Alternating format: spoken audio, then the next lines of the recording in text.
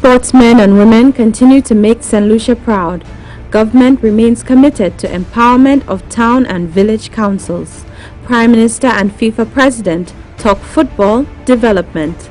All this and more as we look back on the week that was in the Prime Minister's weekly diary. As Cabinet prepared to meet on Monday, Prime Minister Honorable Alan Michael Chastanet took the opportunity at the morning's press briefing to address developments in citizen safety and provide updates on various government projects. We have 40 recruits that have just come in. We have 40 special policemen that we're going to be bringing in, and those are going to be foot soldiers. These people are going to be present in the hotspots. And we have seen that once there is that physical presence in the communities, particularly in the hotspots, the crime drops significantly. Now I want to say this, I am not the type of Prime Minister to come to the podium and jump up and down and talk about things to say we're going to be tough on crime. My government does it. These are the things that we must do, and we're proceeding to do them. And I think that once all these things come together, we're going to see a significant drop in crime. Also speaking at the morning's press briefing was Minister for Security, Honorable Herman Gill Francis.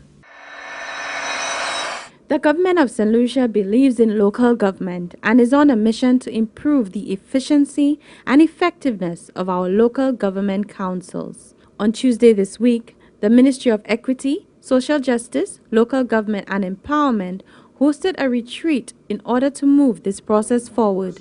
Prime Minister Chastanet addressed the event, stressing the importance of decentralizing government and providing further resources to our town and village councils so they are empowered to address issues and concerns in the community. Honorable Leonard Montoute spoke about the very important retreat.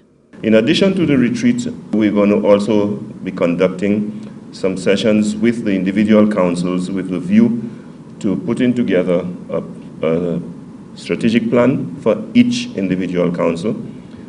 In empowering our local constituency councils, we want to ensure that greater resources are made available, but we want to perhaps empower councils by widening their mandate, because we indicated earlier today that while in the past there were 10 districts and the councils were responsible for towns and villages, now the councils are responsible for the entire constituencies.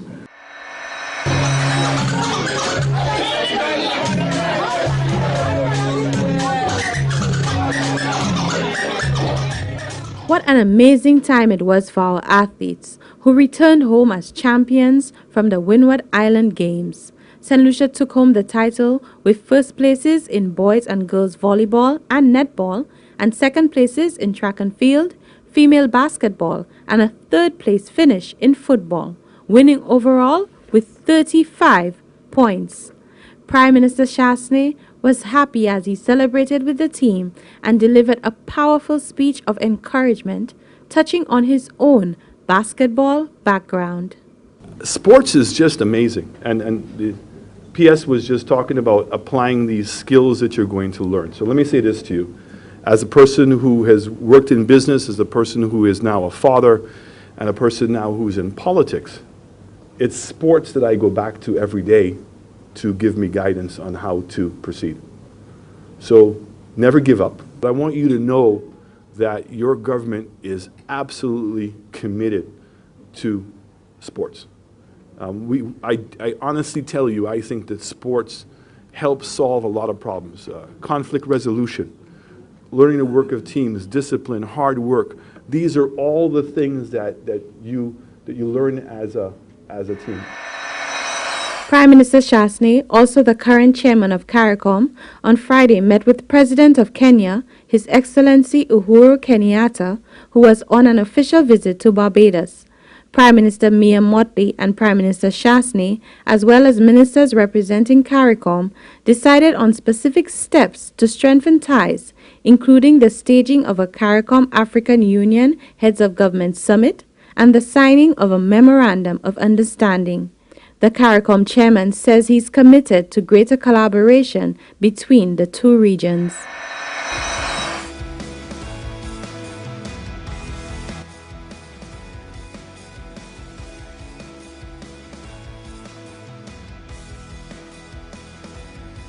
The news that St. Lucia's under-15 boys defeated Puerto Rico 3-1 in the Division II final of the CONCACAF Under-15 Championship came just as St. Lucia welcomed a visit by FIFA President Mr. Gianni Infantino and President of CONCACAF Victor Monteaglani.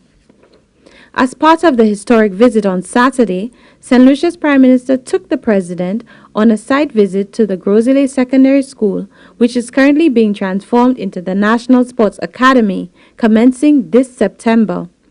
The Prime Minister explained that the government is driven to develop sports and has been fueled even more by the recent wins by sportsmen and women participating in regional and international tournaments. The government has also invested millions in upgrading St. Lucia's sporting facilities, ensuring playing fields are properly lit and up to international standards. I'm very pleased with what I've seen here in St. Lucia. I'm very pleased of the work of the federation. I'm very pleased of the future project to build stands, dressing rooms here, but also of the discussion we had with the Prime Minister. We visited the academy. He is really engaged in sport and of course in football as well. In particular, the under-15 have had just a fantastic result, and this will boost the whole movement. Extremely positive. I think that St. Lucia has and can be and has to be an example not only for the region but beyond the region on what is done in football. I'm very, very happy today. The visit by the FIFA president was not without some wins of its own, as Prime Minister Chastanet showed he still had what it takes on the football field. Prime Minister, President, whistle. Ready? I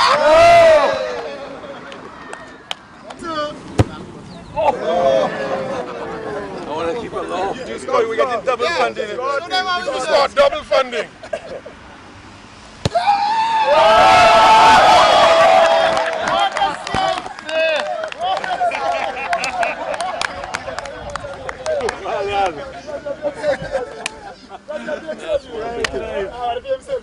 Join us next week for a recap as we keep you updated on what's happening in the Prime Minister's Weekly Diary.